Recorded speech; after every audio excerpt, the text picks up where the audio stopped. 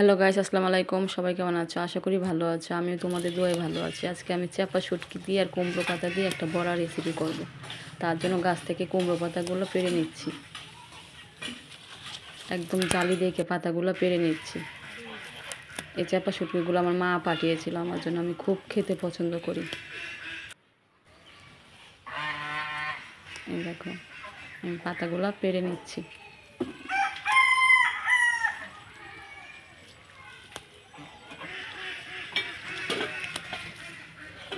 আমার পাতাগুলো পাড়া শেষ। এখন আমি সব কয়টা পাতা ভালো করে বেছে নিব। আমি পেঁয়াজ রসুনগুলো আগে থেকে বেছে নিয়েছিলাম। এই যে পেঁয়াজ রসুন চাপা শুটকিগুলো ধুয়ে নিয়েছি। এখন পেঁয়াজ রসুনগুলো শিল নোড়ায় দিয়ে থেতো করে নিব।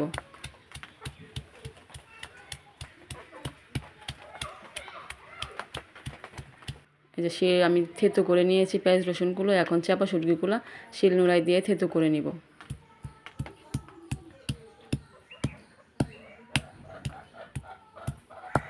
এই দেখো, চাপা শুটকিগুলো আমার থেতো করা শেষ। এখন আমি কাঁটাগুলো বেছে নিব। কাঁটাগুলো বেছে নিয়েছি। পেঁয়াজ রসুন থেতো, চাপা শুটকি থেতো নিয়েছি। দিয়ে দিচ্ছি হলুদের গুঁড়ো, দিয়ে দিচ্ছি শুকনো লঙ্কা বাটা, আর দিয়ে দিচ্ছি স্বাদ মতন লবণ। দিয়ে সব কয়টা একসাথে ভালো করে মেখে নিচ্ছি। ভিডিওটা তোমরা শেষ অবধি দেখবে। যদি ভালো লাগে লাইক কমেন্ট শেয়ার করবে, আর নতুন হলে চ্যানেলটা সাবস্ক্রাইব করে দিবে।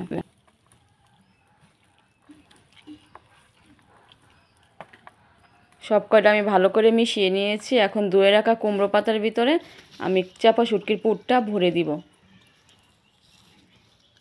ভরে এখন আমি সুন্দর করে পাতাগুলো মুড়িয়ে নিব। এই দেখো, আমি আস্তে আস্তে সুন্দর করে চাপা শুটকির বড়াটা মুড়িয়ে নিয়েছি। এই দেখো কতটা সুন্দর দেখা যাচ্ছে। এখন আমি একটা কড়াই বসিয়ে দিয়েছি। কড়াই অল্প তেল দিয়ে দিয়েছি। এক এক করে চাপা শুটকির বড়াটা দিয়ে দিব।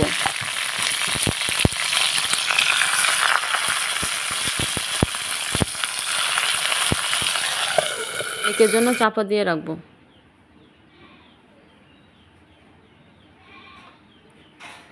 এখন আমি চাপা খুলে একটু উল্টিয়ে দিব। এই দেখো, কুমড়ো বড়াগুলো আমার এক পাশ হয়ে গেছে। এখন আমি আস্তে আস্তে উল্টিয়ে দিব। এই যে এক পাশ হয়ে গেছে, আমি আবার 5 মিনিটের জন্য চাপা দিয়ে রাখবো। জালটা একদম লো আঁচে রাখবে। এই দেখো, আমার সব কয়টা বড়া ভাজা হয়ে গেছে। এখন আমি ভাতের সাথে পরিবেশন করে নিব। এই দেখো, আমি তোমাকে একটা ভেঙে খেয়ে দেখাবো। তোমরা একদিন অবশ্যই বাড়ি বানিয়ে খাবে, আর কেমন লেগেছিল অবশ্যই আমাকে কমেন্ট করে জানাবে। সেই স্বাদ।